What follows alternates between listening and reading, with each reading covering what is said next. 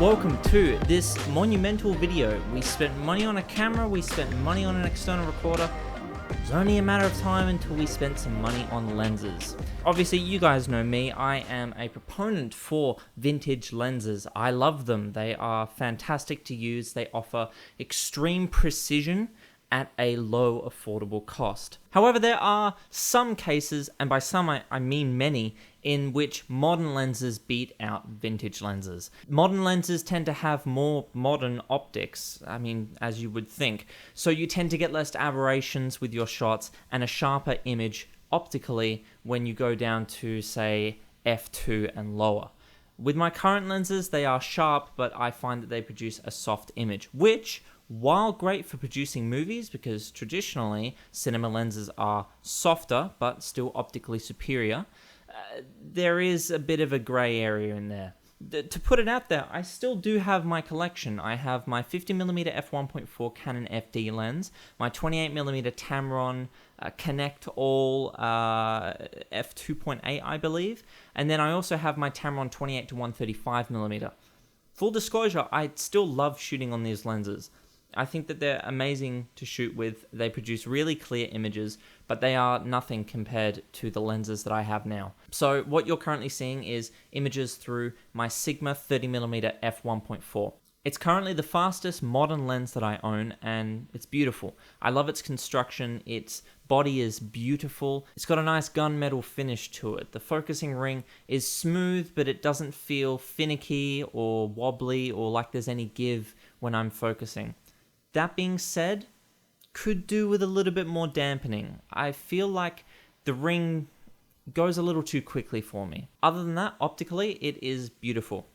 Look at this footage now. It looks incredible. This is filmed at f2, I believe, and it is still ultra sharp, which I fell in love with the moment I started shooting with this lens. The next lens that I got is a 50mm f1.8 from Sony. Now, this lens isn't traditionally chosen for the kind of stuff that I do, as it does have issues with its focusing ring failing after a while, and I do want to mention that the focusing ring on this lens definitely does have, I don't know how to say it, it feels grainy, noisy. I don't really know. You kind of have to feel it to understand. Even the camera salesperson in the shop, when I went to go buy this lens today, hence why I look so raggedy, I've been on the run for these lenses, even he noticed it after I mentioned it and compared it to a couple of other lenses that I brought along with me. Why? I don't know. Maybe it just needs a bit more oil in the ring. Maybe it's just been sitting on the shelf for a little while. But other than that, it's beautiful. If anything, it's a little bit small. I like large lenses. I think that they convey a certain aura with them that, wow, that's a professional kit. And something like this is rather small. One thing I will mention about this lens, though, is the cap on the bottom. It's not held on by a lot. It's kind of finicky. There feels like there's a lot of give in there. I would like that to be addressed. The last lens that we have is the Viltrox, the big boy. So comparing to my palm, it is considerably larger. So this is an 85mm. Viltrox is still relatively new in the camera market. They didn't really start producing lenses until maybe 2 or 3 years ago. They were mainly in the market for lens adapters. It's a company based in China. Now you would think, Chinese, is that really going to be the top-notch quality? And let me tell you, this is built better than the Sony one. It's a full metal finish. Feels nice and cold to the touch. It's got beautiful glass inside, a super large, just foreboding glass element at the front. I love when I see lenses like this. Canon lenses usually do it, and that's why I would love to own a Canon Cine set. It'd just be beautiful. To put it into perspective, I believe that the Sigma lens is a 52mm diameter for screw-on rings, and I believe that the Sony is 47mm. This is 74.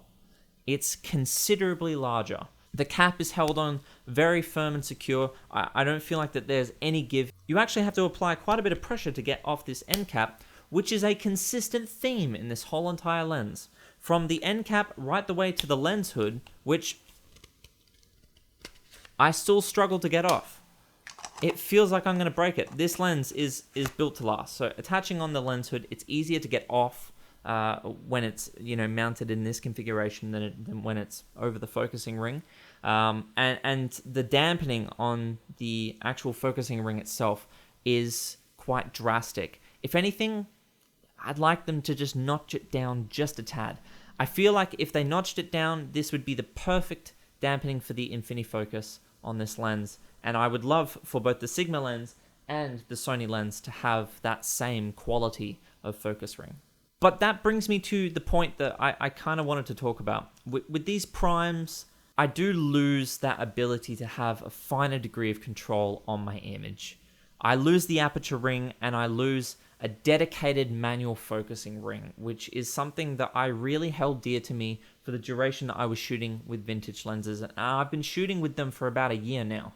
I love granular control. I love having more precise measurements that I can take my lenses to, that I can take the focus to. I know exactly where it's going. And with these InfiniFocus lenses, I feel like I just don't have that.